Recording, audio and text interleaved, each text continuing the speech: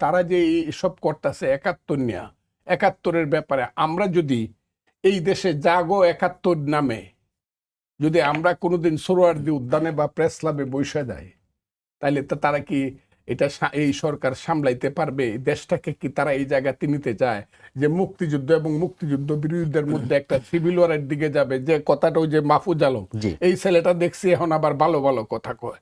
এই ছেলেটা একবার সবাই বলেছে, মাহফুজ, আসিফ, নাহিদ, সবাই বলেছে। এই ছেলেটা কিন্তু বলছে 3 দিন বলছে যে এই দেশে গৃহযুদ্ধের দিকে যাবে, কিন্তু এখন ছেলেগুলা ভালো কথা বলতেছে। আমি তো সেই কারণেই বলছি যে যারা স্লোগান এখন দিচ্ছে যে আমরা মুক্তিযুদ্ধ চাই, ৭১-কে আমরা সবচেয়ে বেশিও করি, তারা আমার আয়ু নিয়ে বেঁচে থাকুক। কিন্তু যদি এই দেশটাকে মুক্তিযুদ্ধ এবং তার বিরোধীদের মধ্যে বিভাজন করা হয়, এই সরকার যদি উস্কান দেয়, আমি সরকারকে খুব হুঁশিয়ার করছি।